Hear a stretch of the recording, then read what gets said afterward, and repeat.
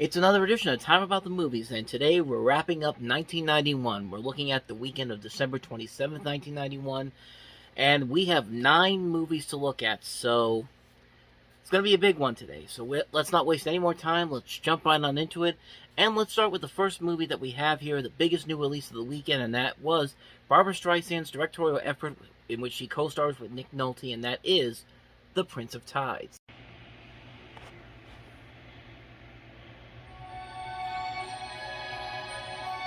I'm sick and tired of you never showing me any respect in my own house. There are families who live out their entire lives without a single thing of interest happening to them. I've always envied those families. From one of the best-loved novels of our time.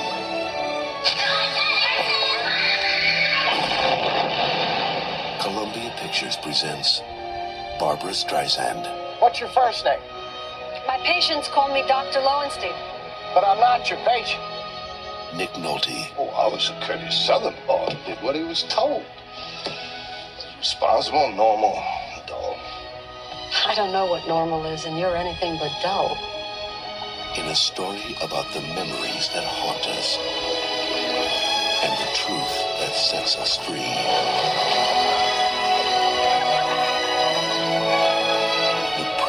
Of Tides. Coming soon.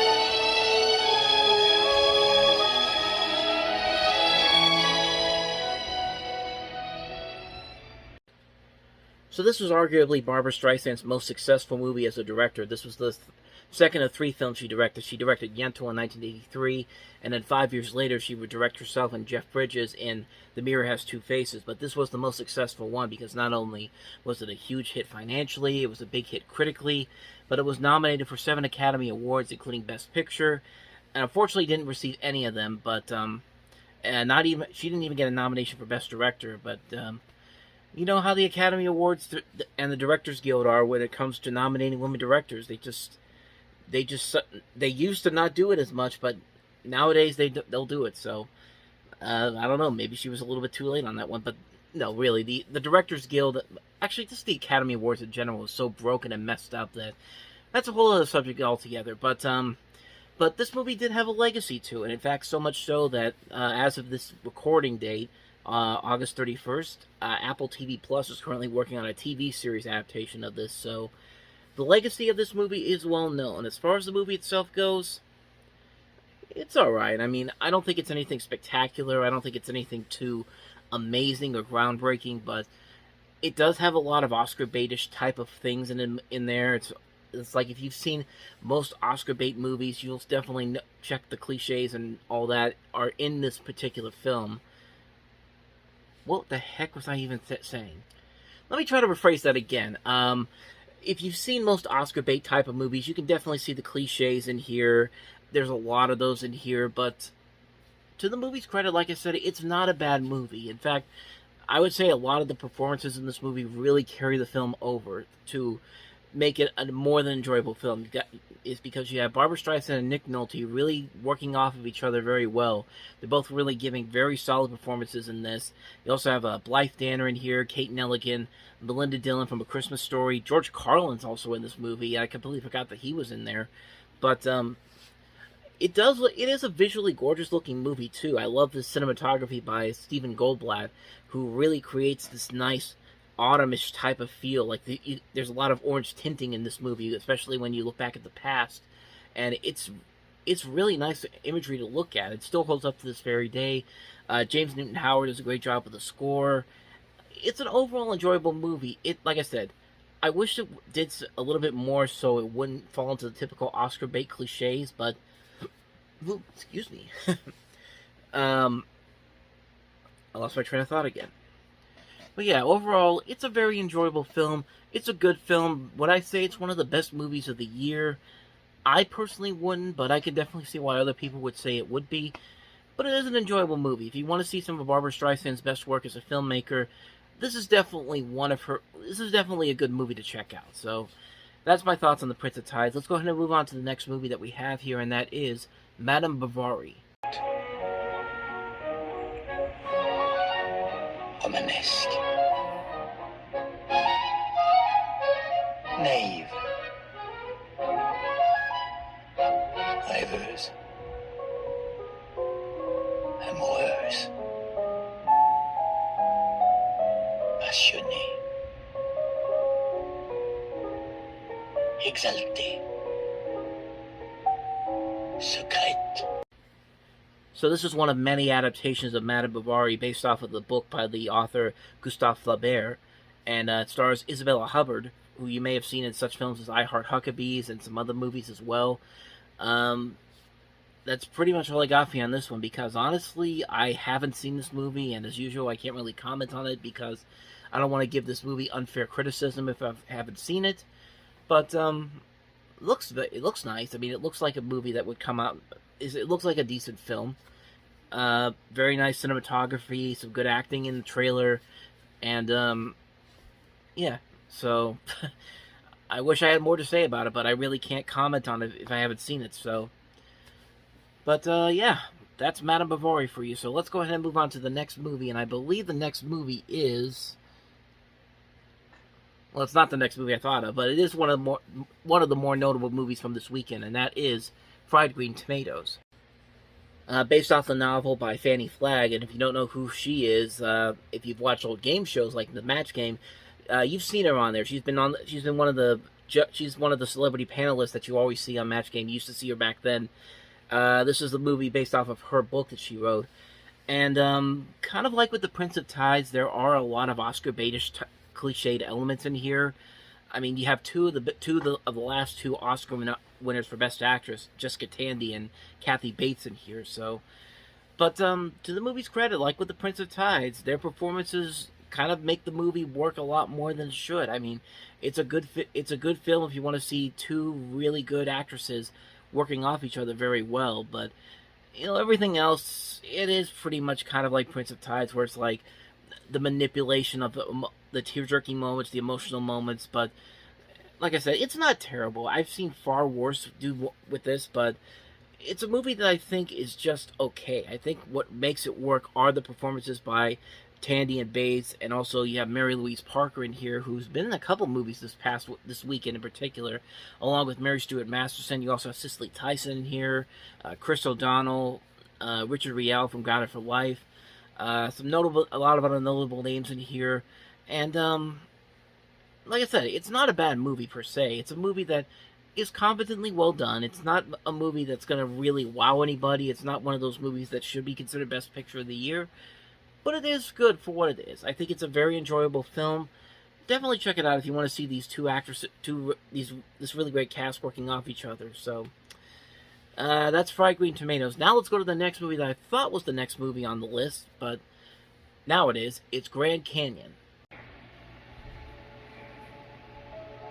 You have a right to try to figure out what confuses you. This world is a hard place, but sometimes you just get lucky. There just seems to be so many ways to buy it, particularly in this city. I'm amazed anyone's alive at the end of each day. That's part of your problem, you know. You haven't seen enough movies. All of life's riddles are answered in the movies. What if these are miracles, Mac? Maybe you don't have any experience with miracles, so we're slow to recognize them. Do you ever feel like you're just this far from being completely hysterical 24 hours a day? Half the people I know feel that way. The lucky ones feel that way. The rest of the people are hysterical 24 hours a day. You ever been to the Grand Canyon? When you sit on the edge of that thing, you just realize what a joke we people are.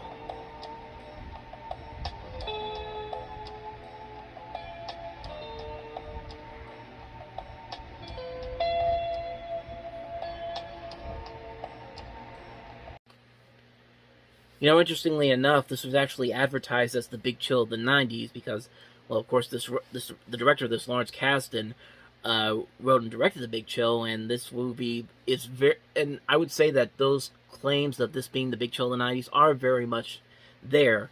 But honestly, when I really look back at this movie not only was good back then, But this is a movie that still holds up much better to this very day. And I love The Big Chill, and I really love this movie. I was actually pleasantly surprised that this movie still holds up to this very day, because if you really watch this movie, there's so much in this film that really can apply to today's society and how things have gotten worse, but we can still find that little bit of positivity in there in the world, and it's definitely here in this movie. And it never feels forced. It never feels like it's trying to manipulate you like some of the other movies we've looked at so far, but it feels very real and feels very genuine. It's a very well-made film featuring some of the great performances in these actors have ever been involved in.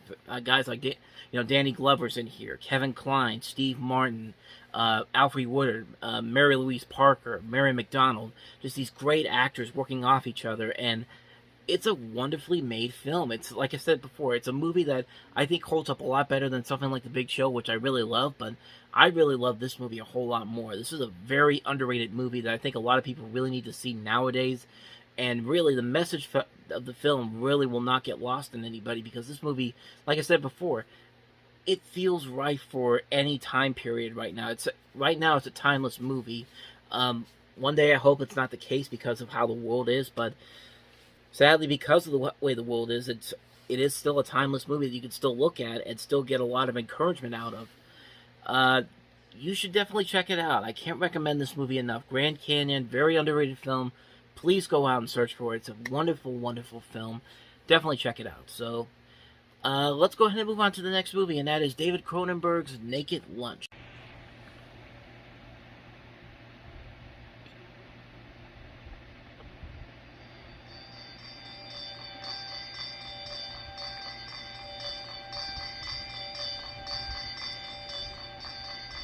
When I started writing Naked Lunch, people offered their opinions. Disgusting, they said. Pornographic, un-American trash. Unpublishable. Well, it came out in 1959, and it found an audience. Town meetings, book burnings, and an inquiry by the state Supreme Court. That book made quite a little impression. Now, 30 years later, Hollywood, in its infinite wisdom, has turned it into a movie. 30 feet tall, in living color. Cover your eyes, America. Run for your lives. You're marked man, Bill. You're just gonna have to leave town. Tourist class, I'm afraid.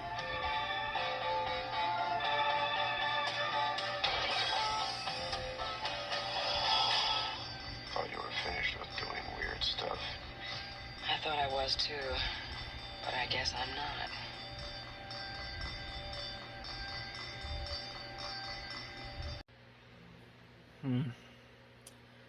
How do I best describe this movie? I should just let The Simpsons and Siskel and Ebert pretty much tell you how I feel about this movie. I can think of at least 2 things wrong with that title. You know, in a long time of reviewing movies, I've rarely seen a movie that leaves me more at a loss for words. Well, I had that reaction. I admire what Cronenberg and Weller and Davis have done here. Right. It's a very good job. It is a brilliant job. It is one of the most unpleasant movies I've ever seen, and I hated most of it. I was repelled by William Burroughs, this low-talking guy with a monotone who tries to kind of keep a straight face while he realizes that he's totally hallucinating on everything in his life. Even his wife reappears to him. I hated the, as you so delicately put it, the talking bug buttocks. This was not my favorite image of the year. There are many other images in this movie that are so unsavory and so disgusting and so vile and so deliberately so. I'm at a loss. I can't deny the artistry and talent of the movie, and I can't say that I liked it at all. I was really well, let me push it. pushed away by it. But that's the same review you gave to The Last Boy Scout, and you gave that thumbs up. So what are you giving this? There's a lot of difference. We could do a whole show on the difference between these two films. No. I guess I have to vote thumbs down, but at the same time with a footnote that I admire what he did, and I hate it. Okay. Strange. Yep, that's pretty much how I feel about this movie. On the one hand, it looks visually impressive, very weird, very surreal, kind of what I kind of like with movies with at times. The performances overall are very good, but at the same time, you just come out of this movie feeling disgusted. Like, you feel like you've just seen something unbelievably... You've seen something great, but at the same time, you don't ever want to watch it again. I don't... In a way, it kind of reminds me of something like Schindler's List or 12 Years a Slave, these great movies, but you really don't ever want to watch them as many times again because of just the thematic material that's there. That's kind of like this, except really, it's a very confusing movie. It's a very confusing movie that I think what makes it hold up very well are those thematic elements and the surreal visuals that are in this movie and the performances overall, but the rest of the movie itself is just so bizarre, so weird, and so out of control that I've never had the urge to watch this movie again. I watched it one time a couple years ago, and I didn't hate it, but I didn't like it. It's just, it was there, and it's just like, there was a lot I remember from it. It's a weird, bizarre movie. That's the best thing I can say about it. It's weird and bizarre. I think more people will get a kick out of it than I did. I don't really know what to say about it. It's a weird, bizarre movie. That's the best way I can describe it. So, yeah. That's David Lynch's Naked Lunch for you. So, on to the next movie, and that is the National Film Board of Canada's Animation Festival.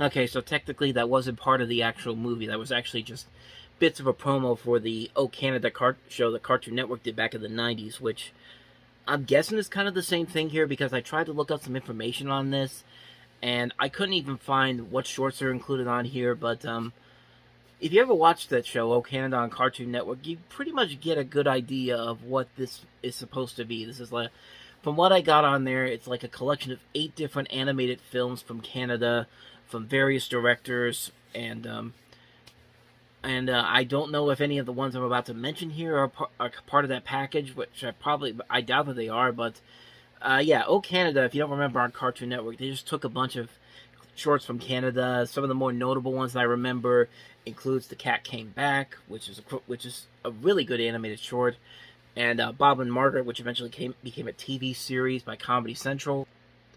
You had stuff like Battle Block, Evolution, Every Dog's Guide to Complete Home Safety, Every Dog's Guide to the Playground, Special Delivery, Two Sisters, When the Day Breaks, The Lump, George and Rosemary, The Dingles, Dinner for Two. Just these different shorts. They used to play them on late at night opposite tune heads, and they were very interesting. They were very interesting animated shorts that were very different, very unique, and they were a lot of fun to watch. And like I said, I don't know if any of these are in this particular movie that came out, but I figured why not mention them. So that's pretty much all I can say right now about the National Film Board of Canada's Animation Festival. I think they do these every year, but this is the one that I saw on Box Office Mojo, so I figured I might as well talk about some of those movies there. But other than that, though, let's go ahead and move on to the next movie, and that next movie is Until the End of the World. 1999 was the year the Indian nuclear satellite went out of control. No one knew where it might land. The whole world was alarmed. Claire couldn't care less. Can I help you? It's my eyes. You have fat eyes. Claire couldn't care less.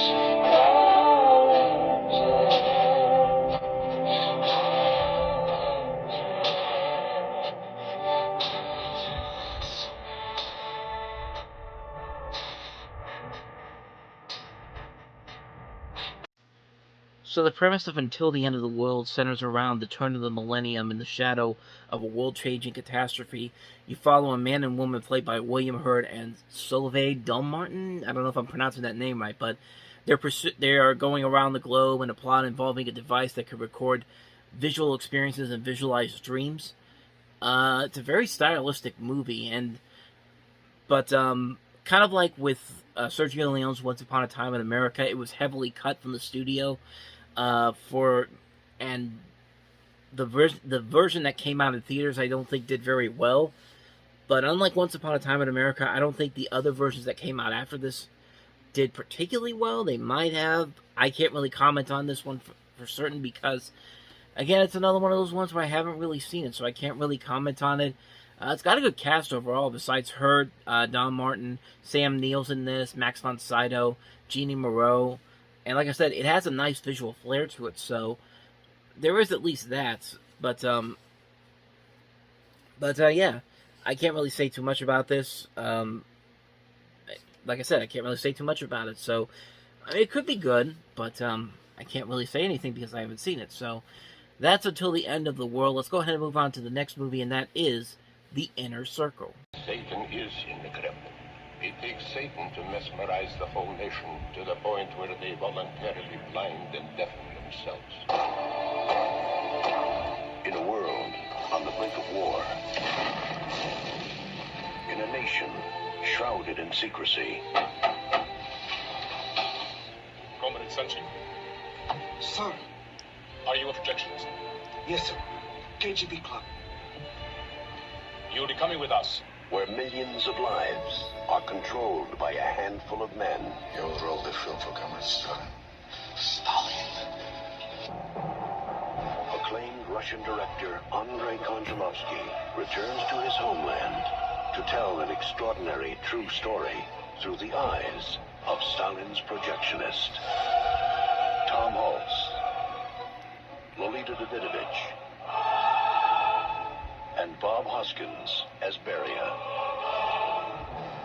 In the first major motion picture to be filmed inside the walls of the Kremlin. Now, the truth can finally be told. The Inner Circle. A lot of things make this movie very interesting, particularly that 4 weeks prior to this, the KGB folded and the Cold War ended, so I don't know if it was perfect timing or what, but yeah, it's interesting that this movie came out around that time. You also have a very interesting cast here. Tom Hulce, Lolita Davidovich, Bob Hoskins, director Andrei Konchalovsky, who had done Tango and Cash beforehand, and of course that movie had a lot of production problems to it, so he went back home to his country, to his home country in Russia, and it looks like a pretty interesting movie. A movie that, like I said before, it's interesting that this was made, and then all of a sudden, as it was coming out, the KGB folded, and so the Cold War had come to an end, and you have this movie that's shot entirely in Russia, and it looks like a very interesting movie. It's one that I'm actually kind of curious to check out and see if it's any good. So yeah, definitely looks like something I might be interested in seeing. So that's The Inner Circle. So let's go ahead and move on to the last movie that we have here, and that is Hear My Song.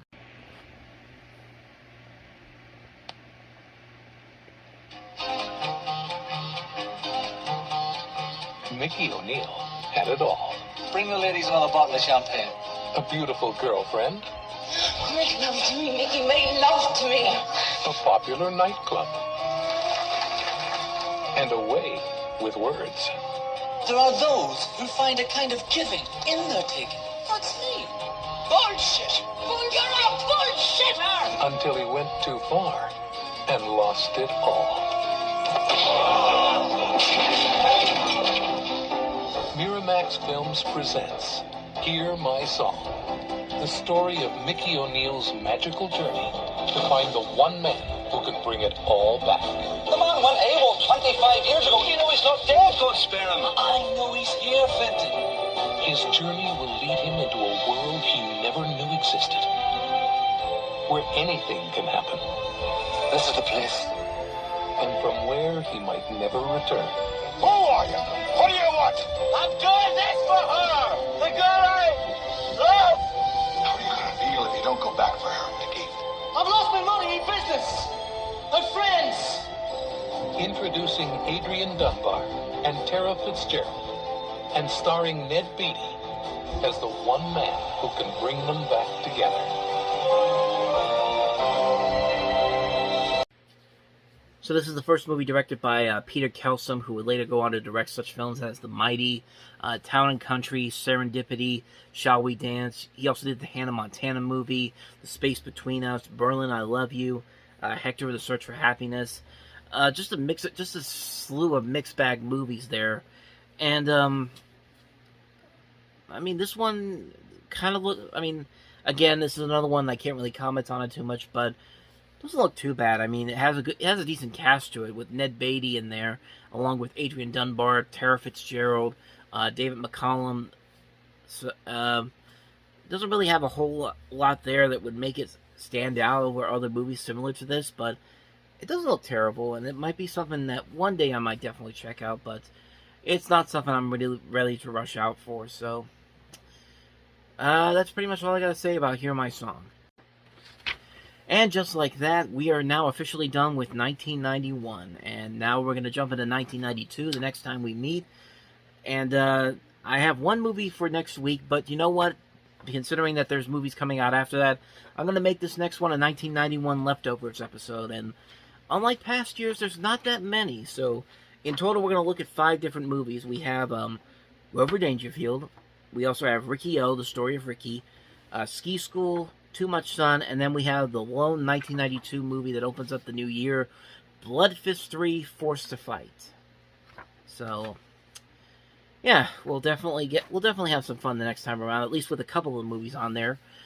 But other than that, though, thank you guys for watching, and if you want to see more videos like this, check out the playlist of all the episodes from 1991, check out the previous episode, and I'll see you guys tomorrow as we start a brand new year off. So, thank you guys for watching. I'll see you next time, and until then, as always, take care.